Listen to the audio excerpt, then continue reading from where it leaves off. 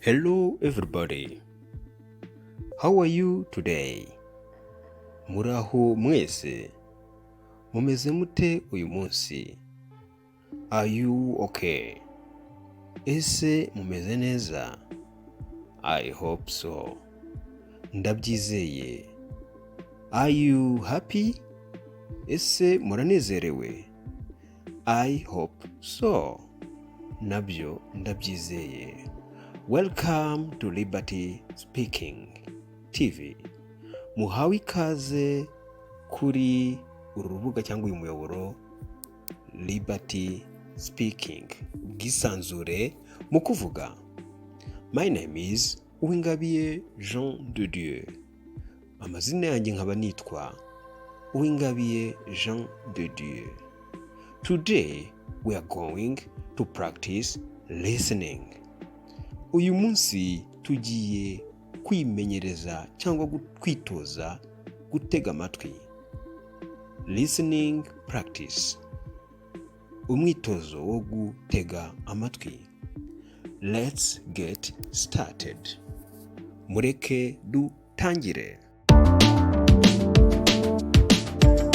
Liberty Speaking, the best field of study.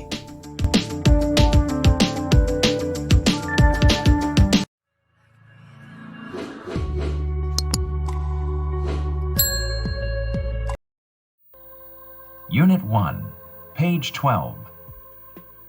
Isomo rya mbere. Urupapuro rwa 12. Conversation listening. Gutega amatwi ikiganiro. Conversation 1. Ikiganiro cya mbere.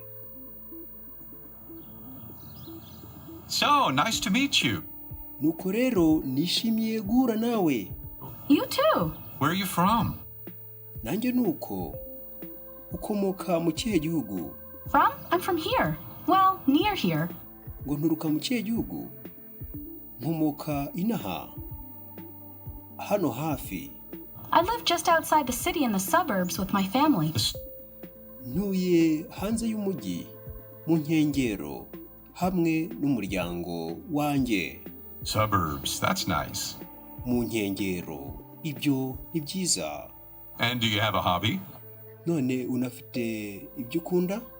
Who has time for hobby? Ni igihe se cyo kuvuga ibyo umuntu akunda? I guess I like studying. Ndakeka nkunda kwiga. Studying? Yeah. Ngo kwiga? Yego. Well, that's what I do most of the time. Ibyo nibyo nkora igihe kinini. I want to work, get a good job later. Njya ku kazi maze nkagera ku kazi nyuma yaho. So studying is what I'm into right now. Uro kwiga nibyo ntishimira ubu ngubu. Well, good luck with that. Umva amahirwe masa muri ibyo. Thanks. How about you? Murakoze, wowe se? Me? I like to draw and Njyewe nkunda gushushanya, design stuff. gukora ibishushanyo. Conversation 2. Ikiganiro cya kabiri. So, do you live by yourself or with your family? None se uribana cyangwa ubana n'umuryango wawe? I live alone. Oya, ndibana.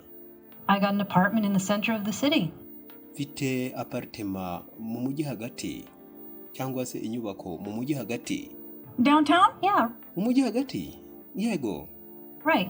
It's not so convenient, but Yego, ariko ntabwo ikwiye ari neza cyane ariko it's okay. ntacyo bitwaye. I miss my family sometimes. Nkumbura umuryango wanjye rimwe na rimwe. Really? Ni koko?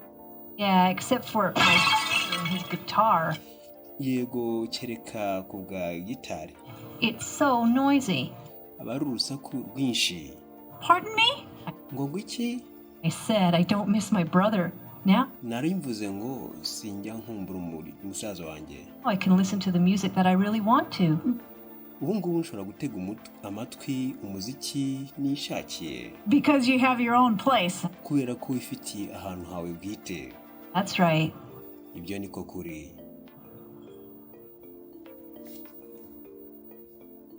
Conversation 3. Ikiganiro cya gatatu. So, how about you? None wowe se You live near here too? nawe utuye hano hafi? No, I wish. Oya, ariko nabyifuza. My home, my family, Mu rugo, umuryango wanjye it's way out in the country. ni kure mu cyaro. A rural area? Aha, ahantu mu cyaro You couldn't get an apartment close to here? No. wabasha kubona apartema hano hafi? Oh, I can't afford to. Oya, nta mikoro yabyo nabasha kugira. So I commute back and forth. It Ubwo rero ni ukugenda nkagenda ngaruka takes over 2 hours. bigafata hejuru y'amasaha abiri. Oh my gosh! Oh mana yanjye, 2 hours? amasaha abiri? But it's okay. Ariko ntacyo bitwaye. I can watch movies and Nshobora kureba za filime, TV programs on my za gahunda za televiziyo video player. kuri ekara yanjye. Ah, so you're into movies. Oh, ukunda amafilimi? Cool. Ni byiza. I used to play video games with my brother at home. Najyaga nkina imikino yo kuri video hamwe n'umuvandimwe wanjye. But now I'm almost never at home. Yeah, Ariko kuri ubu ngubu ni nkaho nta na rimwe mba ndi mu rugo. I see. Yego, ndabibona. Conversation 4. Ikiganiro cya kane. Hey, I saw you on the train earlier today. He, niko ye, wari uri ahantu habera amahugurwa vuba mu kanya kashize uyu munsi? Hey, Oh, yeah? Oh, yego. so I guess you live far from here? Ndakeka utuye kure y'inaha? No. Actually, I live in a neighborhood. Oya, mu by'ukuri mba muri quartier, ntuye muri quartier. Not too far. Ntabwo ari kure. Nearby. Murabizi, hafi. Pardon me? Ngo iki? I said I live nearby Navuze ngo mba hafi with my family. hamwe n'umuryango wanjye. So why were you on the train earlier? Kubera kuki wari uri ahakorerwa amahugurwa kare? I was hanging out with my friends a little Nari ndi gusabana n'inshuti yanjye while ago. mu kanya gato gashize. Gusabana n'inshuti zanjye mu kanya gato gashize. It's pretty much what I do in my free time. Heck, Nibyo nkora cyane iyo mfite umwanya. hanging out with friends? Gusabana n'inshuti zawe? Me too. Nanjye nuko. I don't like being Alone. Ntabwo nishimira kuba njyenyine. Yeah. Exactly. Yego, ni ibyo ngibyo. Review Unit 1. Isubiramo ry'isomo rya mbere. Page 57. Urupapuro rwa 57. Listening Practice 1. Umwitozo wo gutega amatwi wa mbere. Conversation 1. Ikiganiro cya mbere. What's your mother like? Mama wawe ameze gute? My mother? Mama She's very hardworking. arakora cyane. She has a job and she takes care of the house. Afite akazi kandi yita ku rugo. Takes care of the house. Yita ku rugo, takes care of house. She's Yego. also a great cook. She's also a great cook. Ni n'umutetsi ushimishije cyane. Oh, really? Oh, ni koko? She can make lots of delicious dessert. Ashobora gukora deseri nyinshi cyane ziryoshye. Well, that's great. Oh, ibyo birashimishije. Last night she made an apple pie with ice cream. Nijoro mu ijoro ryashize yakoze uruvange rwa za pome bivanze na ice cream. Yakoze ni nk'umutsima cyangwa se uteye nka capati ikoze muri apple cyangwa se pome ndetse na ice cream. Oh, yummy! Oh, biraryoshye. Yes, it was. Yego, byari biryoshye. We ate dessert every night last week. Twariye deseri nijoro muri weekend ishize. Pardon me? Ngo uvuze ngo iki? Last week we had dessert. Cyumweru gishize twafashe deseri. Ate dessert almost twaryaga deseri every night. buri joro. You ate dessert. I think Mwariye deseri ndabibona. Don't you gain weight? ntabwo se ujya ugabanya umubyibuho ntabwo ujya ubyibuha Let's not talk about that. oya reka twe kubivugaho Unit 1, page 12. Conversation listening. Review Unit 1, page 58. gusubiramo isomo rya mbere ku rupapuro 58 Listening practice 2. gutega amatwi umwitozo wa kabiri Conversation 1. ikiganiro cya mbere You're that new student, right? Yeah. uri umunyeshuri mushyashya wa wundi twahuye sibyo yego Hi, I'm Ken. muraho neza nitwa Ken How's it going? bimeze bite how is it going Good. I'm Bridget. Nice ni byiza cyane nitwa Bridget to meet you. Yeah. nishimiye guhura nawe yego Nice to meet you too. nanjye nishimiye guhura nawe So, are you from here? none se ukomoka inaha No, I just moved here. Me too. oya mpemukiye vuba nanjye Oh, Oh, really? ni koko se What do you think of this place? hano hatekerezaho gute that's a difficult question. icyo ni ikibazo kigoye I guess it's okay. ndatekereza ntacyo hatwaye I don't like the weather very much. ntabwo nishimira ikirere cyaho cyane Me neither. Too nanjye sinkishimira much rain. Yeah. imvura nyinshi cyane Oh. yego Conversation 2. ikiganiro cya kabiri So, what do you like doing? none se ukunda gukora ibiki What do you do in your free time? ukora iki mu gihe ufite umwanya My free time?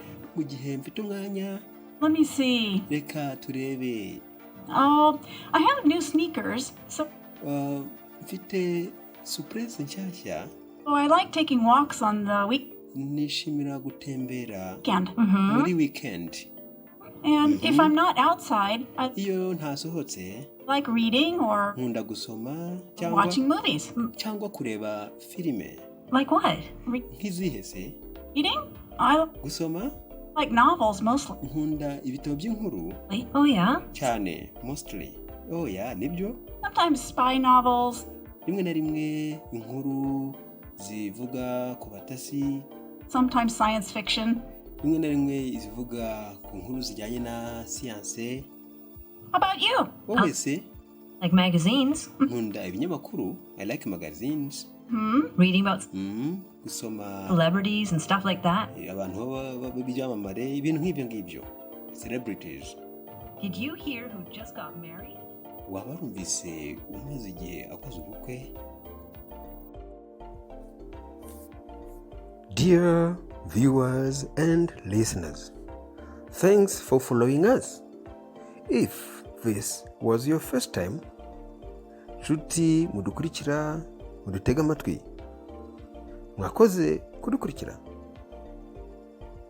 If this was your first time on this channel, niba bwari ubwa mbere kuri iyi shene, don't hesitate to tap subscribe button wizuyaza gukanda ako kabuto kanditseho subscribe to get access to the future notification kugira ngo uzahabwe uburenganzira ku byo tuzaba tubagezaho mu gihe kiri imbere.